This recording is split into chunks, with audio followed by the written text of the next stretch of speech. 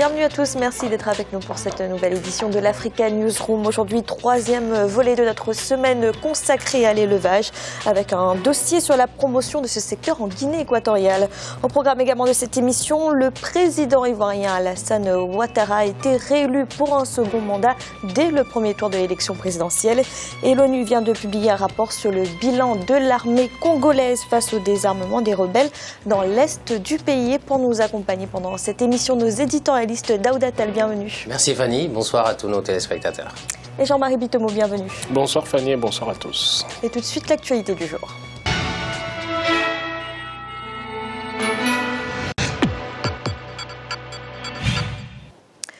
Alassane Ouattara reste donc le président de la Côte d'Ivoire. Il vient d'être réélu dès le premier tour de l'élection présidentielle avec plus de 83,66% des voix.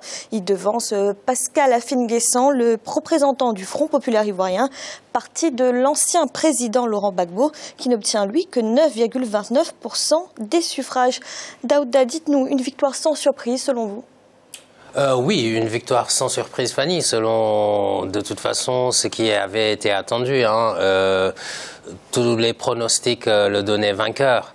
Donc sans surprise de ce point de vue-là. Maintenant, au niveau du chiffre, j'avoue que moi, c'est un petit peu surprenant quand on voit à l'approche des élections, à même 2-3 jours, le taux de retrait des cartes d'électeurs n'était pas si fameux que ça, à s'approcher autour des 50%. C'est un score qui vous semble énorme ? C'est un score qui semble, oui, énorme déjà. Un président élu avec 83% des voix dans tous les pays du monde, c'est énorme. Donc, voilà, c'est les chiffres officiels. Les observateurs de la CEDEAO n'y voient pas d'inconvénient. Donc, on serait tenté juste de dire que voilà, il va rempiler pour un nouveau mandat et j'espère que ce sera pour le bien-être des Ivoiriens. Alors Daouda, justement, on va écouter Youssouf Bakayoko, le président de la commission électorale indépendante. Inscrits, 6 301 189. Votants, 3 330 928. Suffrages exprimés, 3 129 742. Taux de participation, 54,63. Ont obtenu Alassane Ouattara, 2 118 229, soit 83,66%. Konan Kwadjo Siméon, 22 117, soit 0,71%. Lagou Adjoa Henriette, 27 759, soit 0,89%. Afine-Guessant Pascal, 290 780, soit 9,29%. Essi Amara, 6 413, soit 0,20%. Bani Konachal, 8 667, soit 0,28%. Mamadou Koulibaly, 3 343, soit 0,11%. Kwadjo Konabertin, 121 386, soit 3,88%. Kwangwa Jacqueline Claire, 12 398, soit 0,40%. Nyamro Kakou, 18 650, soit 0,60%. Jean-Marie, il y avait un véritable enjeu dans cette élection ? Je ne pense pas qu'il y avait d'enjeu véritable dans cette élection, tout simplement pourquoi ? Parce que le président Ouattara a été élu, si vous voulez, avec un pourcentage qui est relativement élevé. Il fallait s'y attendre tout simplement pourquoi ? Parce que la Côte d'Ivoire a vécu sur une période relativement trouble et donc au sortir de cette période trouble-là, que regardent les Ivoiriens ? Les Ivoiriens regardent l'apport du président en place. Est-ce qu'il a pu un peu améliorer leur niveau de vie quelque part ? Mais quand on sait de là où part la Côte d'Ivoire, j'estime que les Ivoiriens ont estimé que élire quelqu'un d'autre, ce serait plutôt, si vous voulez, partir vers des chemins tortueux, des chemins vers l'inconnu. Donc à partir de là, ils remettent en place, c'est-à-dire le président sortant, qui a pu produire des résultats économiques qui sont reconnus de par tout le monde, si vous voulez, de par leur justesse, des stratégies économiques qui sont mises en place. Et peut-être que les Ivoiriens se sont dit, reconduisons-le, ça contribuera à l'amélioration, si vous voulez, de la croissance en Côte d'Ivoire, et éventuellement à l'amélioration des conditions de vie. Donc, vous avez ce point de vue-là. Mais par contre, un autre point de vue par rapport au reportage que nous venons de voir, bon, moi, j'hésite un peu parce que, bon, vous avez... On en avait parlé sur ce plateau juste avant l'élection. Vous avez pratiquement 50% du corps électoral qui n'a pas participé à cette élection présidentielle-là. Donc ça voudrait dire quoi? On avait environ 6 millions d'électeurs et vous en avez que la moitié qui est voté. Donc, quid maintenant c'est-à-dire de la fiabilité? C'est-à-dire, puisque vous avez déjà eu en amont l'opposition qui était méfiante par rapport à la CEI qui a effectivement annoncé les résultats.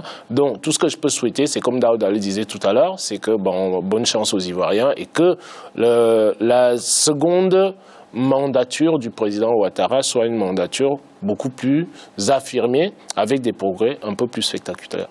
Alors, Daouda, rapidement, un scrutin dans le calme, un après-scrutin dans le calme, c'est une page de la violence qui se tourne en Côte d'Ivoire? C'est une page de la page de la violence et c'est déjà tourné après l'installation d'Alassane Ouattara comme président de Côte d'Ivoire. Maintenant, la violence, on s'entend bien. Maintenant, est-ce qu'il y a la réconciliation est effective? La réponse est à l'évidence, à mon sens, non. Pourquoi non? Parce que tout simplement, on n'est pas encore arrivé à rendre une justice de part et d'autre.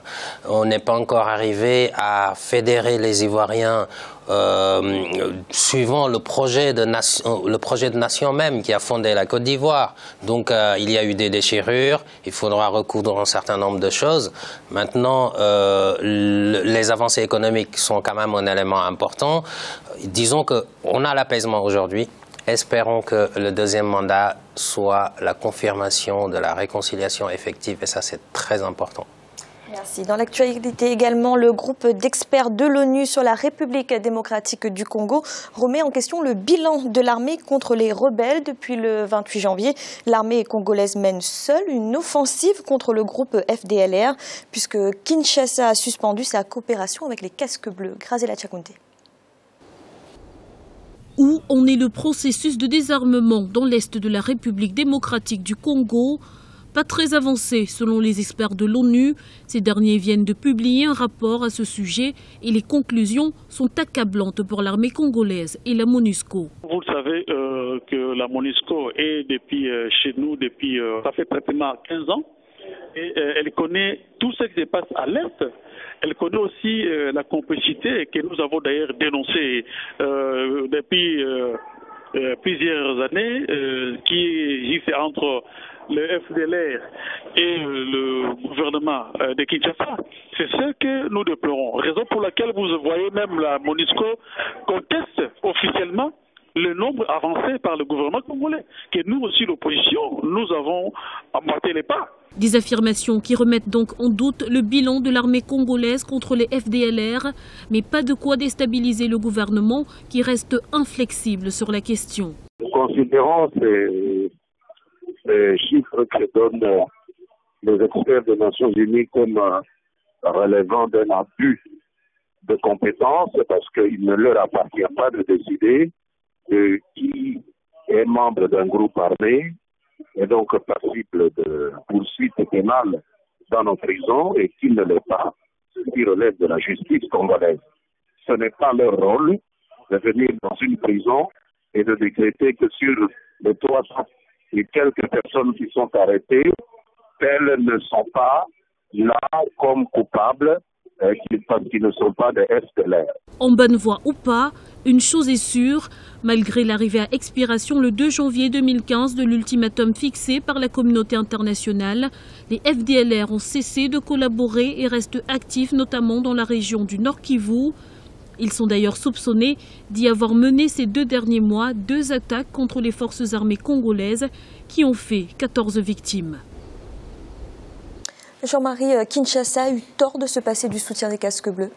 Je pense, parce que je ne pense pas que Kinshasa ait les moyens logistiques nécessaires pour pouvoir combattre les FDLR jusqu'au bout. Dans la mesure où on sait que c'est un combat, c'est un conflit qui s'enlise. On vient de l'entendre dans le reportage, ça fait pratiquement depuis 15 ans. Donc aujourd'hui, je ne pense pas que l'État congolais ait les moyens nécessaires pour venir à bout uniquement avec son armée des forces FDLR. Tout simplement pourquoi? Tout simplement parce que... Pardon.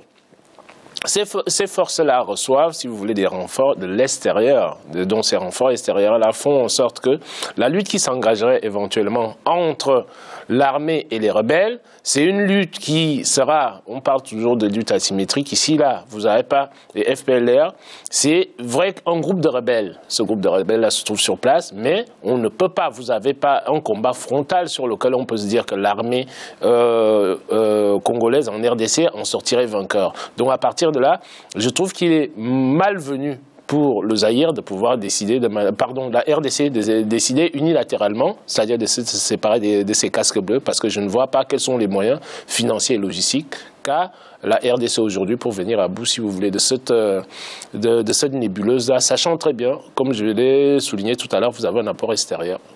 Alors Daouda, que l'on considère ou pas ce rapport de l'ONU, une chose est sûre, les FDLR continuent leurs exactions dans l'est du pays. Comment expliquer que cette situation perdure depuis des années ? Cette situation perdure depuis des années parce qu'il y a les ressources déjà dans un premier temps, et puis les États qui sont on sait très bien que le Kenya, l'Ouganda et le Rwanda, il y a des réfugiés qui sont encore dans ces pays-là. Donc les FDLR, c'est des réfugiés Hutus qui finalement s'installent à l'est de la RDC et qui attendent un moment propice pour peut-être pouvoir entrer au Rwanda. Et donc ça, le président Paul Kagame ne l'acceptera jamais. On sait ce qui s'est passé pendant le génocide, etc. Depuis des années, il y a eu cette guerre de captation des ressources qui a impliqué plus de 8 pays dans cette zone-là. À un moment donné, les choses se sont quand même améliorées. Maintenant, il reste encore une épine à ôter du pied de la RDC. En tout cas, c'est ces fameuses forces démocratiques pour la libération du Rwanda. Et je pense que là, il faut une ferme volonté politique. Et le pouvoir congolais de la RDC a aussi une position ambiguë à ce niveau-là, puisqu'on sait que ces forces-là, les FDLR, les ont aidés à un moment donné pour la conquête du pouvoir. C'est une question de manque de moyens, selon vous? Non, c'est pas juste une question de manque de moyens. Certes, la guerre n'est pas facile puisque ça se passe dans une forêt que ces rebelles maîtrisent parfaitement bien et que l'armée congolaise est en reconstruction. C'est une armée qui a été composée de différentes nationalités et qui sont venus, en tout cas, soutenir Laurent Désiré Kabila et ensuite Joseph Kabila pour aller à la conquête du pouvoir. Donc eux, ils réclament leur part du gâteau également. Donc la situation est très confuse. Il y a le M23 qui est un mouvement aussi dormant, presque anéanti, mais pas totalement, puisqu'ils sont réfugiés également dans les pays voisins. Donc, c'est pas qu'une question de moyens non plus, c'est une question de volonté politique surtout. Et à ce niveau-là, je pense que si la République démocratique du Congo arrive à clarifier sa position et à être ferme, avec l'appui de la MONUSCO, c'est possible d'arriver à bout de ces rebelles. Alors Jean-Marie, très rapidement, un début de coopération pourrait débuter entre le Rwanda et la RDC sur cette question. Est-ce que ça peut être une solution? Ça pourrait être une solution parce que Daouda vient de faire un peu l'historique du mouvement. Donc ça voudrait dire quoi? Ça voudrait dire qu'il faut qu'il y ait un accord entre les deux pays pour pouvoir trouver une solution commune par rapport à ces gens-là qui sont quand même en RDC depuis plus d'une décennie aujourd'hui, et que le gouvernement rwandais puisse trouver les moyens d'intégrer éventuellement ces gens-là dans son armée. Je ne sais pas si c'est possible. Bon, tout est possible en politique, vous savez. Bon, Daouda le disait tout à l'heure, tant que vous n'avez pas un assentiment de Paul Kagame de vouloir réintégrer ces gens-là, ils vont continuer à déstabiliser, si vous voulez, l'Est de la RDC. Et il est impératif que les deux gouvernements s'assoient et qu'on essaie de trouver une solution idoine qui puisse arranger les deux côtés et surtout amener de la stabilité économique qui manque pour l'instant et ce qui permettrait d'éradiquer, si vous voulez, le mouvement en tant que tel. Merci. Nous allons marquer une courte pause un instant. La deuxième partie de l'Africa Newsroom. À tout de suite.